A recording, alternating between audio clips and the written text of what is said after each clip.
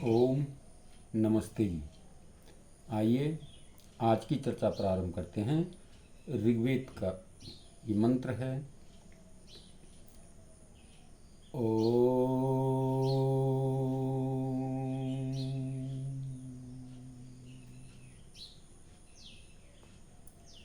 ऐन्द्रसानसिं रयिं सज्जित्वानं सदा सहं वर्षिष्ठमूतये भर।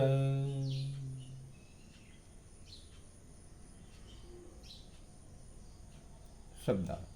हे इंद्र, ऐश्वर्यों के भंडार प्रभु, ऊतये रक्षा गति आदि के लिए, शानसिम बांटकर उपभोग में आने वाले, सजित्वानम विजेता बनाने वाले, सदासहम सदा स्वावलंबी और सहिष्णु बनाने वाले, वर्षिष्ठम बहुत वर्षों तक टिकने वाले, बढ़ने वाले, रईम ऐश्वर्य को आभर हमें सब ओर से दीजिए। तो इस मंत्र में चर्चा की गई है, पर उससे प्रार्थना की गई है, प्रभु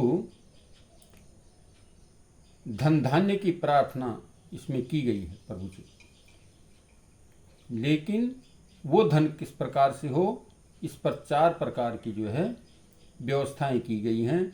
4 प्रकार से इस पर शर्तें लगाई गई हैं।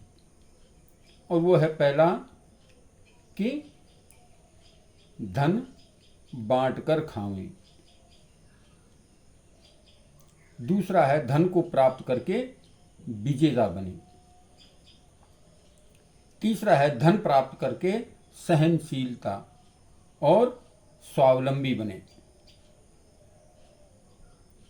और चौथा है वर्षिष्ठम, वह धन खूब बढ़े और बहुत वर्षों तक टिकने वाला हो। इस प्रकार से इसमें 4 बातें बताई गई हैं कि धन को बांट कर खाओ। यदि हमारे पास धन आ जाता है तो उसको बांटने का प्रयत्न करें, एक दूसरे को खिलाकर फिर भोजन करने का प्रयत्न करें। जो व्यक्ति बांट कर खाता है उसके धन में कभी किसी प्रकार की त्रुटि, किसी प्रकार की कमी नहीं रहती। तो यहाँ पर पहली शर्त लगाई गई है कि धन आए तो उसे बांट कर खाना चाहिए। नहीं तो वेद में कहा है, केवलागो भवति केवलादि, जो अकेले खाता है वो पाप खाता है। इसलिए धन जो आए तो उसे बांट कर खाना चाहिए। समाज में गरीब को, निर्धन को, भूखे को भोजन करा करके ही भोजन को जो है स्वीकार करना चाहिए, तो जीवन सफल सार्थक बनता है।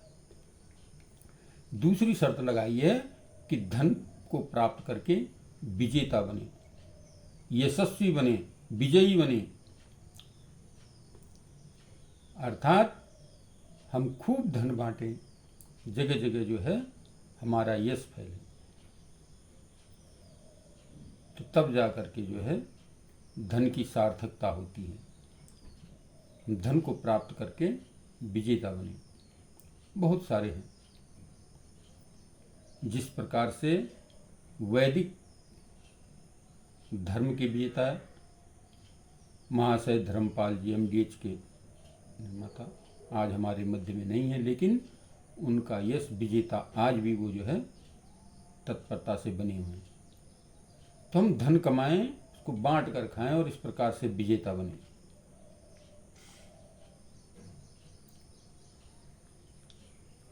और तीसरी बात कही है, धन प्राप्त करके सहनशीलता और स्वावलंबी बने। सहनशीलता भी हमारे अंदर हो। ये नहीं कि धन पा करके हम जो है अभिमान में भर जाएं कि मेरे से बढ़कर कोई धनवान नहीं, मैं जो कुछ हूँ, जो सब कुछ मैं ही हूँ। इस प्रकार की भावना जो है नहीं होनी चाहिए, बल्कि सहनशीलता, शालीनता हमारे जीवन में आनी चाहिए। और साथ ही साथ कहा, स्वावलंबी बने, स्वयं के कर्तव्यों को करने वाले स्वयं बने। किसी के ऊपर आश्रित न हो जाएं, धन प्राप्त करके कि अमुक ये करेगा, अमुक व्यक्ति वो करेगा। आलसी न हो जाएं, परमादी न हो जाएं, बल्कि स्वावलंबी बने, अपने कार्यों को स्वयं करने के लिए दृढ़ता से, तत्परता से तैयार रहें, किसी के अधीन न हो। वेद कहता है अधीना श्याम सरदा सतम, हम किसी के अधीन न हो।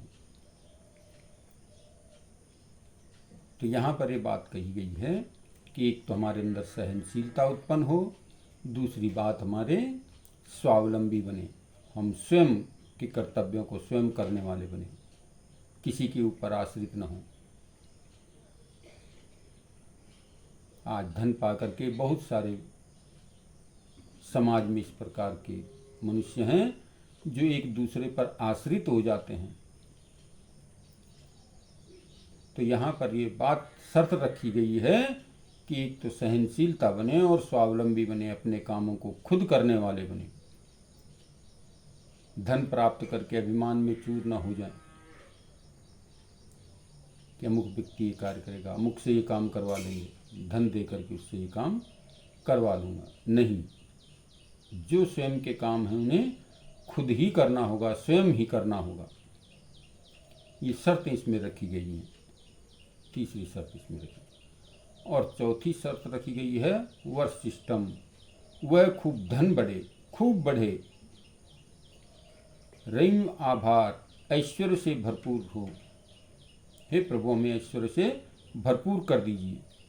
वह धन हमारा ऐसा हो, खूब बढ़ने वाला हो और हमें ऐश्वर्य प्राप्त कराने वाला हो। तो धन को देख करके, समझ करके उसको खर्च करना और उसको बढ़ाने के लिए भी निरंतर प्रयत्न करते रहना, प्रयास करते रहना, परिश्रम करते रहना, तभी जाके हमारा जीवन सफल और सार्थक बनता है। तो मंत्र यहाँ पर चर्चा कर रहा है कि हम खूब धन ऐश्वर्य के बने।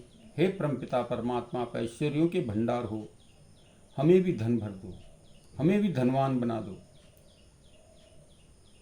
लेकिन उसके साथ साथ हमें जो है धनवान के साथ साथ हम धन को बांट करके खाने